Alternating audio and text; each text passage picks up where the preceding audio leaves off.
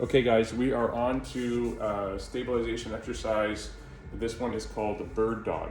This one, I would say this is definitely for sure the hardest of the stabilization exercises, the ones that we are going over, the four main ones, because you really have to keep concentration. You have to mentally be ready and prepared and focused. You can't just like let your mind wander. I mean, you can, but it's definitely more challenging and you're not going to get a whole lot out of it, okay? If you're getting through this particular exercise, most of all these exercises, but specifically this one, and you're doing, 5 to 10 repetitions and you're telling me, oh yeah, it's no big deal, it's pretty easy, then there's something that we need to switch to modify. Because typically after 5 to 10 of these, each side, you should be fairly fatigued because you're really having to concentrate those core muscles as well as the glute muscles, okay? So there's gonna be 3 components to this, very important. Number 1, proper breathing. Number 2, core contraction. And number 3, glute contraction, butt contraction, okay? So we're gonna start in this one, same thing on all fours. Again, we wanna make sure that the hands aren't too far forward, too far in, and same with the knees. So more or less, hands over shoulders, knees over hips. Again, guys, it doesn't have to be perfect, okay? So there's gonna be a little variation from person to person. So what we're gonna do with this one, the first thing that we're gonna do is we're gonna contract those muscles, those core muscles. And when I'm talking contraction, it's like 10 out of 10 contractions, as much as you possibly can. Again, as long as it's not causing pain. There's gonna be a little discomfort, but no pain, okay? No shooting pain in the back or leg or hip or glute, nothing down the leg, okay? So I'm contracting those core muscles.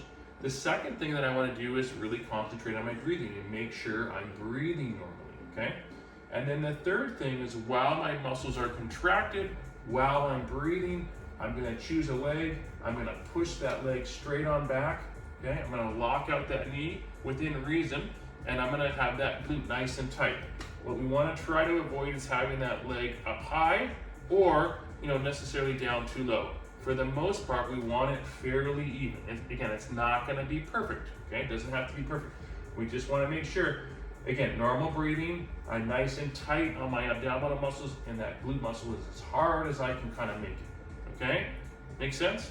So that's the left leg, then we're gonna switch. We're gonna do the same exact thing. And by the way, if you need to take a little breather on this, that's fine. You don't have to do it all the way through. Your back's tight and a little stiff, you can get up on your knees like this. You could even just kind of stretch it and do a couple cat camels and give it a second. It doesn't have to be continuous. As you get stronger and more stable and the muscles are able to do, you'll be able to do that more continuous, okay?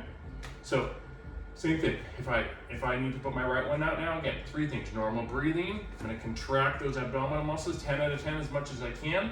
I'm gonna push that glute, that foot straight on back so that glute is nice and tight. Again, we're trying to avoid having this up too high or too low, as best as we can, fairly level, yeah? Again, doesn't have to be perfect, okay? And then I'm gonna come on in. After you've done maybe 3 or 4, maybe even 5 days of this, and you're doing 5 to 10 repetitions each side, and 5 to 10 seconds, and you're feeling pretty good, that's when I would advise that we put out that arm, okay? There's no need to be putting that arm right away. We're not doing this, crazy. That's not gonna help our spine at all, okay? So what we're gonna do, if we wanna put our arm out, we're gonna do opposites, okay? So I'm going to push my left foot back, and at that same time, my right hand is coming in front. Make sense? So I'm trying to keep that level. We don't want that way up high or out here, or we wanna have it nice and pretty even.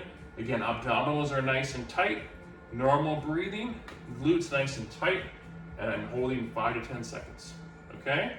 If it's painful or uncomfortable to put that arm out, you don't have to do that, right? Typically when I do these, I'll do 10 usually each side, just with the leg, and then I'll add the arm if I'm feeling up for it.